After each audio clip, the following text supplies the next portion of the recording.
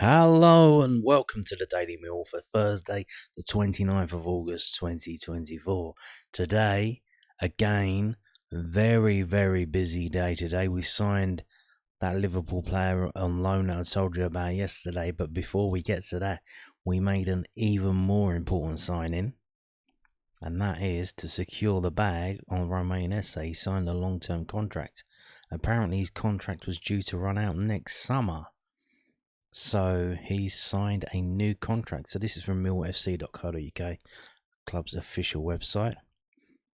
They made a big deal about it. They filmed a couple of videos of him. They didn't ask me anything or question on Twitter and stuff. So this is a big deal. This is a big deal. Millwall Football Club is delighted to announce that Romain Esse has signed a long-term contract extension at the Den. The 19-year-old prospect has made 45 appearances for the Lions first team since his debut on Boxing Day 2022 and now puts pen to paper on a deal that will see him remain a part of Neil Harris's squad for the foreseeable future. Esse, an England under-19 international, played 13 times in his breakthrough campaign in SE16 with a further 27 matches in 23-24, seeing Romain also score his first professional goal at Middlesbrough on the opening day of the season. A second goal followed at Coventry City, with the attacker going on to score twice in 5 fixtures so far in 24-25. Signing Romain on a multi-year contract is really big business by the club. Steve Gallen, Millwall's director of football, expressed it. It shows what we're trying to achieve. Romain has come through the academy. He's a flag bearer for all the young players at the football club. Everyone from the under-19, under-9s upwards, all the way to the under-21s, can look at him and believe they can rise through the ranks too. I'm really pleased he's committed to sticking with us. I'd like to thank James Belton and Neil Harris, who have been supportive all the way through. A full interview with Romain can be seen on Mill TV Plus now, with a catch-up with head coach Neil Harris, also available for free. Oh, okay. So Neil Harris interview is available for free. If you just need to sign in with your Mill profile, but the interview with Romain is behind the Mill TV Plus paywall. So there you go. Yeah, this is big. This is a good news. This is good news. I'm not sure I'm happy about them putting Steve Gallen out and him saying it's really big business by the club. Like, I understand that's literally all he has to do is sign players and whatnot, but it's not really like the way we want to think about it and we want to talk about it. Yeah, Romain Esse, signed, sealed, delivered. Fantastic stuff. You've already seen so far this season how much he's come along. He's getting better and better and better, and that this suggests that he's not really going to go anywhere soon, and we might have the rest of this season and maybe one more season before he becomes a top player in this league, and then maybe it's time to move on to pastures new. But there you go. Unless, of course, we get relegated, and he'll probably be the first one out of the door. Now, the other signing, the lad I told you about in yesterday's video, from Liverpool FC, not the town, he's from Birmingham actually. Calum Scanlon joins Millwall on a season-long loan. Millwall Football Club is delighted to announce the signing of Calum Scanlon on a season-long loan from Liverpool. The 19-year-old left-back becomes the 9th signing of the summer transfer window.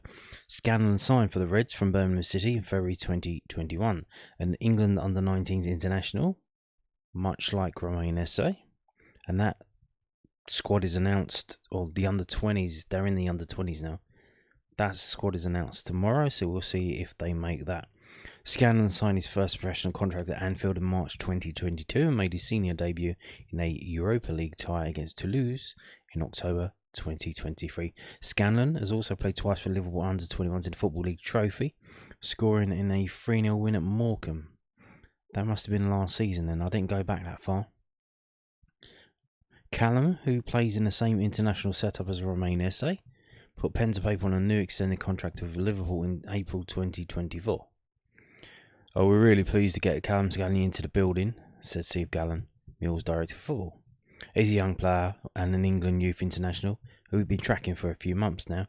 He's quick, dynamic, he loves getting forward and will provide good competition in the defensive area. I'd like to thank Liverpool for their help throughout the process, and I look forward to seeing Calum flourish at the Den. Indeed, indeed, indeed. So we'll see how much time will he get. Will he get the nod ahead of Joe Bryan? We wait to see. Is he good at defending or good going forward? That's not. We probably would rather have someone who's actually good at defending rather than going forward. But you know how they are in the Premier League. It's all about passing the ball around and stuff like that. So I'm not sure. So here we've got some photos from millfc.co.uk. Obviously, got to do all the photos. Interesting. He kind of looks like last season we had a player in the under-21s called George Walker. He does look a bit like him. Loads of photos. Oh no, that was it. And no, there's more. There you go. That's it. And we have this piece from londonnewsonline.co.uk. His pedigree is very good. Millwall complete loan transfer window deal for Liverpool fullback Calum Scanlon. Millwall signed Liverpool defender Calum Scanlon on a season-long loan. Our website first reported first that the England under-19 international, who signed a new contract with the Reds in April, was set to boost the South London club's defensive options. Scanlon completed his medical this morning. The former Birmingham City youngster who joined the Lions Academy at the age of 16. And then they've got a quote here, but it doesn't say who is speaking. But judging by the words, I am going to say that it's Neil Harris. Oh, Joe's been excellent in the 3 league games. So he's been very, very good. I'm very pleased with Joe, but we have to be mindful, to the fact that it's a long championship season, and we do go through spells in between international breaks, and certainly around Christmas and New Year, where there's a lot of football being played. It's a big ask for the modern day fullback to go game after game, and we look at the fullback positions, and Ryan and Joe have started the first 3 games and done exceptionally well. Danny, he's played the 2 cup games and probably been the standout player in those 2 games. And he's done exceptionally well. He's a very, very good player for us. He can play either side. But Calum had some pace and forward-thinking fullback play. His pedigree is very good, coming through at Liverpool in the England pathway. Great energy to get up and down. He's good 1v1 defender, and he carries the ball well. He gets you up the pitch quickly. And Calum gives us variety and something different to the 3 fullbacks we already have. So there you go. So that's, again, it sounds like he's going to be a younger version of Joe Bryan, when I think we probably would prefer a younger version of Murray Wallace. Someone who can actually tackle and get stuck in, but there you go. Now, that was the stuff that was done. The Serbian hasn't signed yet, but apparently he did have a medical, but that may be because they're still working on a deal. The deal may or may not get done, but the transfer window closes tomorrow. So I would imagine, just in terms of if it does get done, they want to make sure the medical's done. Doesn't mean the transfer will be done. It might get delayed or postponed, or the terms get changed. So we wait to see about that one. I would suggest, so it was mentioned, I believe by Neil Harris, that the signing need to be made by Friday at 12 o'clock, midday, for them to play in the Sheffield Wednesday game.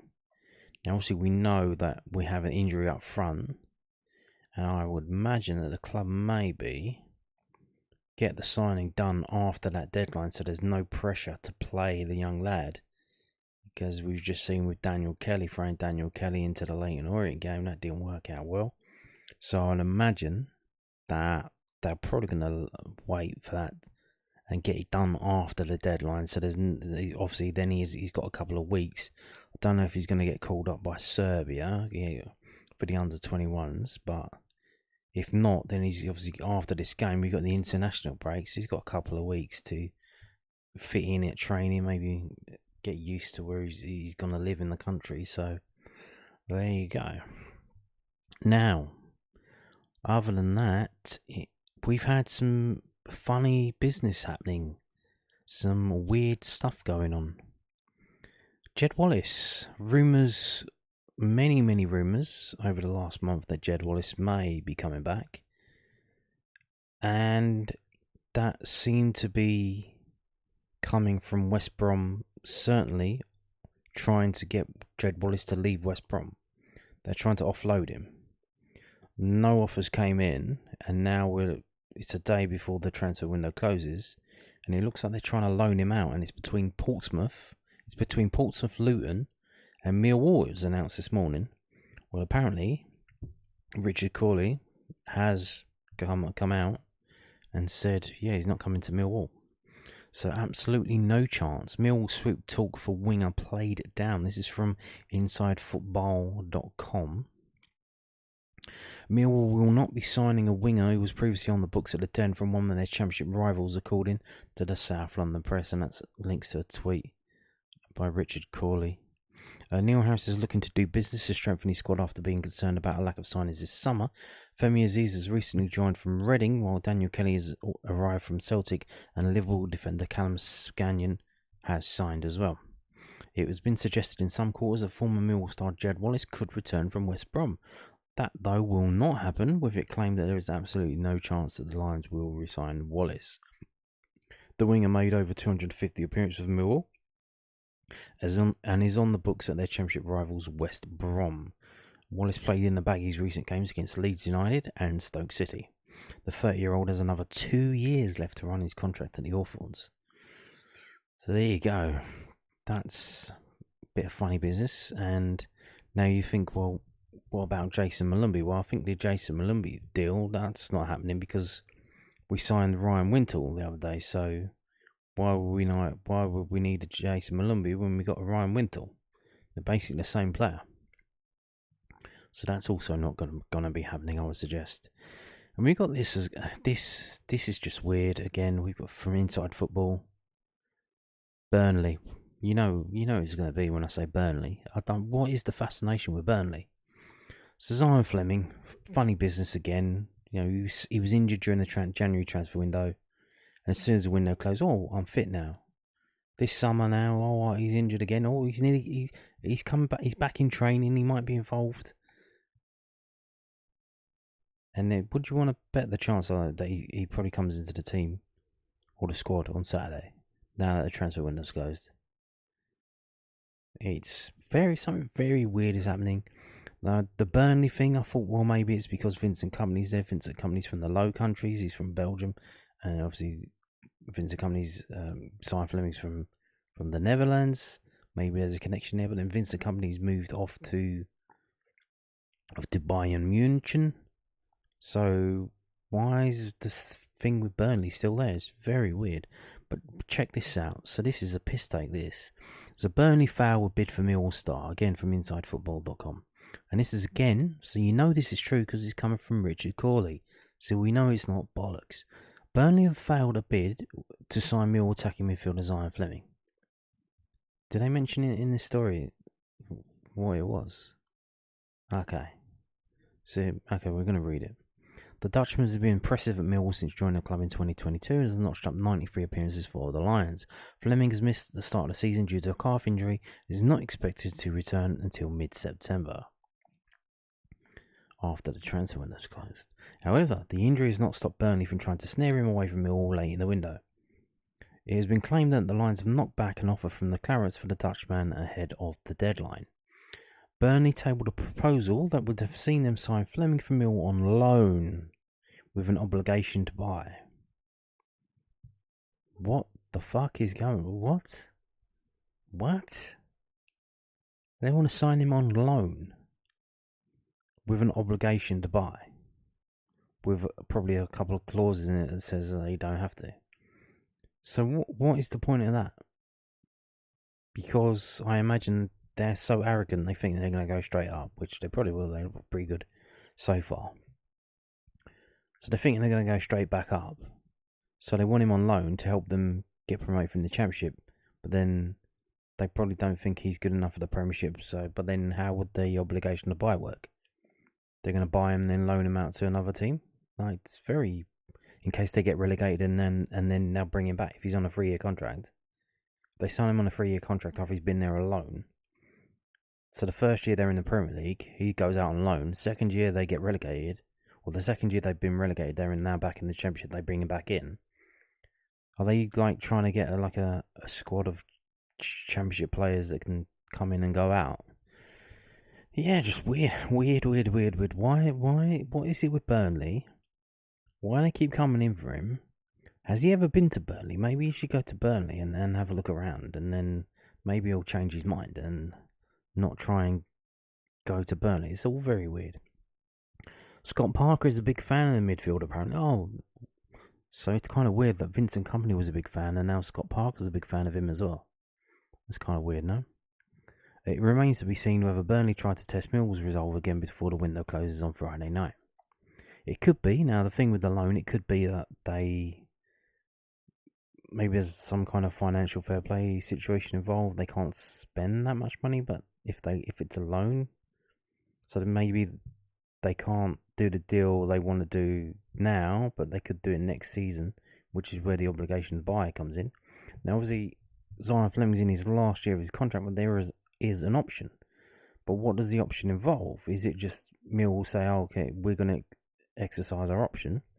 Or does there need to be a certain amount of games played? Now, if he's on loan at Burnley, how is he going to play games for Millwall to trigger his option? I don't know. It's all very weird. Like I said, tomorrow the window closes and he's probably going to be on the bench for Sheffield Wednesday. And it's going to be, what is going on, man? What is going on? Very, very weird. So, moving on to this, we've got some comments from Neil Harris about Ryan Wintle. So, Millwall boss on transfer deal for midfielder. He is a ready-made Championship player. Millwall head coach Neil Harris has given his verdict on the loan addition of Ryan Wintle, the Cardiff City midfielder, 27, signed yesterday for the Lions for the remainder of this season. Wintle played 44 matches last season for the Welsh club and has clocked up 117 appearances in total since joining them from Crewe in 2021. Harris told the South London Press, he's already made a Championship player that's played at a very good level performance-wise over the whole of last season. We've losing Billy to injury at the start of pre-season. We've been very light over the first few weeks in the middle of the park, and we feel we've got two very talented young players in Alfie Massey and Dan Kelly. But as always, we need to be patient and develop players at the right times. Billy, he's not going to be back until October time, so we felt it was important. We've got support for Casper and for George. Ryan is a player that knows how to play the position. He's got a very good passing range and reads the game very well. He's very, very excited about coming. Aren't we all, dear? Aren't we all, dear? Now, this is the thing. Everybody's sleeping on this lad. They're more excited about the other players that have signed. But I have a feeling, I've got a feeling deep inside, that this young man maybe turn out to be the signing of the summer. And that's always the way at Millwall, isn't it? You have low expectations of these players. Who's this guy? Never heard of him. Who is he? And they come in and they play all right, and then the crowd, and then he gets a few claps and a few cheers, and he just keeps being consistent, and then the fans turn out, he's pretty good actually. Yeah, let's vote for him for player of the season, but we'll wait to see. Maybe I'm going to end up with an egg on my face, but I think he could turn out to be a pretty decent signing. Now, moving on to... Also, I will say this. Now, I'm loath to mention this because I don't want to be labelled colloquially what's known as a shit stirrer. But obviously, I haven't heard. I'm reading the words. I'm not hearing them from Mr. Harris's mouth. But he's a ready-made Championship player. Not like all these 18 and 19-year-olds are signing. You know what I'm saying? So I wonder if that's... Again, I don't want to be a shit stirrer, but is that a pointed comment? I don't know. What do you think? Now, moving on to this from the southernnews.co.uk. Lions manager says he's judging squad all the time. Well, Judge not lest ye be judged, as they say. Lions manager says he's judging squad all the time. Neil Harris has told his squad members they can think again about demanding to play in the wake of Tuesday's limp cup exit to Leyton Orient. The Lions manager made 8 changes as a starting XI for their home tie against League One opponents, but the decision didn't pay off as the East London outfit secured a 1-0 victory as a result in which in truth could have been a lot worse. And yeah, you know they've got, in the next round, they've got Brentford away, so which would have been a good ground for a lot of fans who have been going a long time because it would have been a new ground to tick off. We did play Brentford when they were in the new ground, but that was during COVID, and no fans were allowed in. So that, you know, this would have been the first time, I believe, correct me if I'm wrong, that Millwall fans could have gone to Burnley's new ground, and it didn't happen. So, boo. Millwall will have to concentrate on the bread and butter of the Championship for long until the FA Cup comes along in January, meaning some of those handed the chance to stake a claim the other night might now face a wait to redeem themselves. Harris said, I haven't changed a lot of the team. I made one change in the league with Jafet coming in for Hutch because Jafet is just very, very good player at this level, and Hutch came in for pre-season very, very late. And that's why there's an importance of getting plays in early, again, because Hutch, he looked rusty in games at times. So again, the more minutes he plays, the better he gets. And Jafet coming in when he was available was an obvious decision for us. Other players have had a clamber to want to play. You know, they knocked on my door and asked why they're not playing and why they've not been given an opportunity. And he added, some have been given an opportunity off the bench, and some did well at Portsmouth when they played, you know, like Danny, who was excellent at Portsmouth. I wanted to give people minutes and an opportunity tonight to impress. And what players have to realise is they're being judged all the time. They're being judged by me every day on the training pitch, and they're being judged on their personalities and on their character. And they're being judged certainly when they step onto the first team pitch. If I'm really honest, as I always am, there wasn't that many that impressed versus Orient. And here we go again. So we know that Kevin Nisbet was being a naughty boy, apparently. I don't know how far it stretched. All we know for certain is he was turning up for training late, and apparently he just decided not to turn up for the coach to the whole game. Was it Hull, Bristol City? One of them just didn't turn up. He was sick. But he's gone now. He's gone out on loan to Aberdeen, and now we've got another comment here. Some judge on their personalities and character. So who's that then? We're gonna have a big baby who's sulking in the squad. Who is that? Who is that? We wait to see. Now, moving on to this from millfc.co.uk. Now, if you've been watching this channel over the last week or two, I told you about this maybe 4 or 5 days ago. I told you about this. So, only now are Millwall mentioning it on their official club website. Travel update for Mill's upcoming home fixtures. Yes. Millwall Football Club would like to inform supporters of train travel arrangements for upcoming home fixtures at the Den.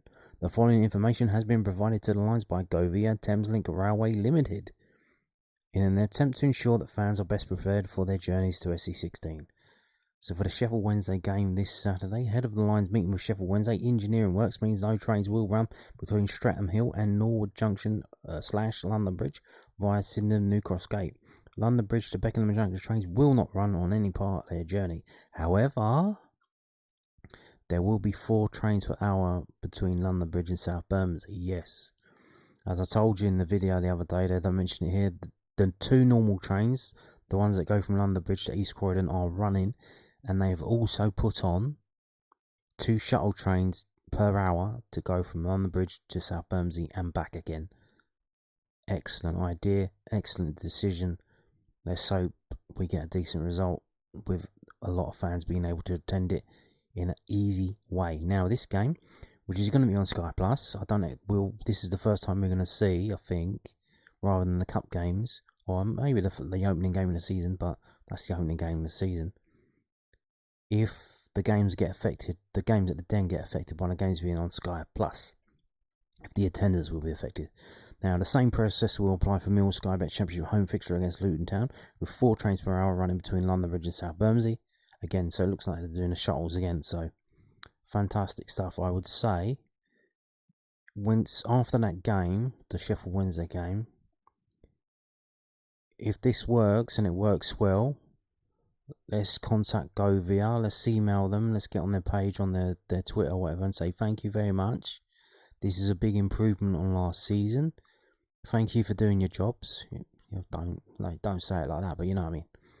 Let's if it works, because you see online a lot of reviews, TripAdvisor and all this kind of thing on Twitter. People they only message people when they're moaning. You know, how my steak was cold, fish and chips was too soggy, all this kind of shit. Why don't we say thank you if this works out well? If it works out well, there might be a problem. Like they might end up cancelling trains. I don't know how it's going to work out, but so if this works out, let's thank Govia Thames Railway Limited for doing what they should have been doing many years, because they had the capacity to do so. So there you go. Now, moving on again to international call-ups. Here we go from the Belfast Telegraph at belfasttelegraph.co.uk. Michael O'Neill names first Northern Ireland squad since Johnny Evans' retirement. Paddy McNair, Jules Saville and Ali McCann have all returned to strengthen Michael O'Neill's options as he named his first Northern Ireland squad since the international retirement of Johnny Evans. It means O'Neill will go back to next week's Nations League fixtures at home to Luxembourg and away to Bulgaria, shorn of yet more experience following the retirements of Stephen Davis and Stuart Dallas in the past 9 months. That will make the return of McNair on loan at West Brom from San Diego FC and Millwall's George Saville all the more welcome after the pair sat out June's friendlies. The two have 120 caps between them. Indeed. And so here you go. Here's the squad. George Saville, Millwall. There you go. Good stuff. Good stuff. And I'm moving on to, I don't know if I'll let you know in another video if they're going to be on TV. I'm not too sure about that. But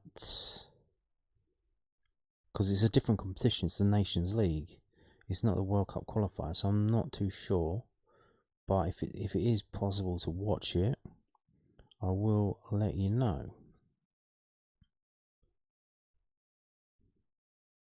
And those games will be taking place around about 6th of September. I think, I'm just looking it up now, they're going to be on Premier Sports, so that's me out of it. I don't deal with Premier Sports. Okay, now moving on to another call up, and that's as expected really. This is from GalwayBayFM.ie, Galway Bay, the FM, the sound of Galway. And Aidomo Emakhu has been named in the squad. As expected, he's one of their better players, really. Ireland will base themselves in Dublin before flying out to Istanbul for the qualifier against Turkey on Friday, September the 6th, live on RTE. Kick-off 5:45 Irish time. The young boys in green return to Ireland before facing Latvia in Talat Stadium on Tuesday, September the 10th, kick-off 5 p.m. Tickets for the game are now on sale, price €10 for adults, €5 for under 16s, with a family ticket of €20 for 2 adults and 2 children available here. And then there's been some coaching changes. I hope that doesn't upset the squad. And you can see here, forwards Sinclair Armstrong of Bristol City, Aidomo Emakhu of Millwall. Again, this is a very good opportunity for the Ireland under-21s to qualify for their first ever tournament. They've never done it before as an under-21 team. This is a very, very good chance for them to do so. And of course, you would hope that in maybe 2 or 3 years, quite a few of these can maybe step up and move into the actual Irish team and strengthen that. Because the Lord knows they need it. Now, I'm going to finish on this. I thought it would already happen, but apparently it's official now. So this is from twtd.co.uk, which is an Ipswich fan site. Independent, by the way. Former Blues keeper Bart Bialkowski has announced his retirement. Aged 37, the once capped Polish international left Millwall at the end of last season and has opted to hang up his gloves.